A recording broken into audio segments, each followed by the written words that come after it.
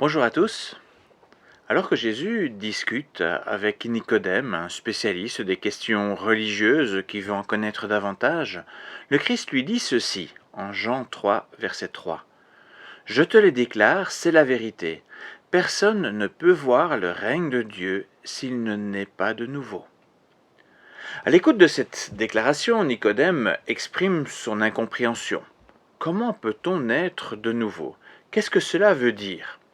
Peut-être trouvons-nous la question de Nicodème un peu stupide de la part d'un spécialiste des Écritures saintes, et sans doute influencé par les mouvements assez relativement récents mettant l'accent sur la nouvelle naissance. Nous sommes un tantinet critique à l'égard de Nicodème qui ne semble pas comprendre une parole de Jésus qui paraît pourtant si simple. Or, le message simple de Jésus n'empêche pas une très grande profondeur de sens, pas si facile à saisir. Pourrions-nous aisément expliquer ce que veut dire naître de nouveau dans la bouche de Jésus?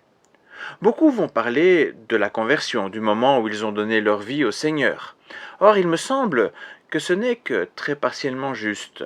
Il y a effectivement dans ces moments-là quelque chose de nouveau qui apparaît en nous comme un germe qui sort de sa petite coque de graines. Mais au début, cela reste bien caché au fond du cœur. On ne voit rien de nouveau.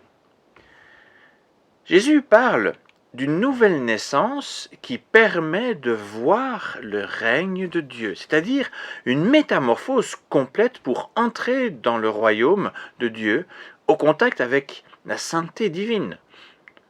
Le germe nouveau que Jésus place dans notre cœur est bien entendu la promesse d'être totalement transformé au moment venu. Nous vivons cependant une période transitoire où une part de nous goûte déjà aux prémices du royaume de Dieu à travers les relations avec les autres dans l'Église et ces bonnes choses qu'il nous permet de vivre, mais où aussi une part de nous, peu reluisante, a encore besoin d'être transformée. Ainsi donc, l'appel de Jésus à naître de nouveau est à considérer chaque jour. Nous avons tous encore bien des domaines dans notre vie, dans notre cœur, qui ont besoin d'être métamorphosés, d'être renouvelés pour pouvoir se présenter devant l'Éternel juste et saint.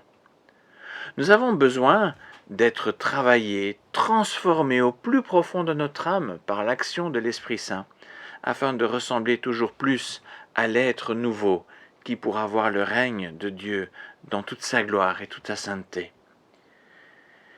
Il existe néanmoins une difficulté dans ce processus.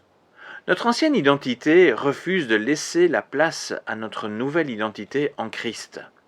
Nous résistons beaucoup au changement que veut opérer l'Esprit Saint en nous.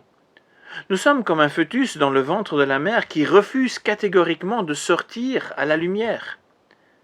Les promesses du monde semblent parfois si confortables, et la méconnaissance de ce qu'il y a de l'autre côté nous rend frileux à lâcher prise pour un renouveau.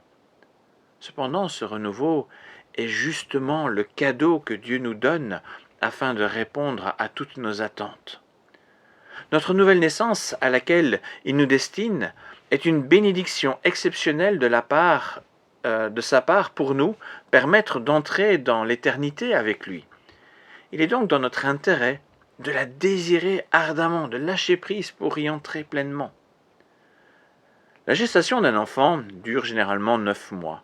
Tant que nous sommes sur Terre, nous sommes comparables à cet enfant en gestation.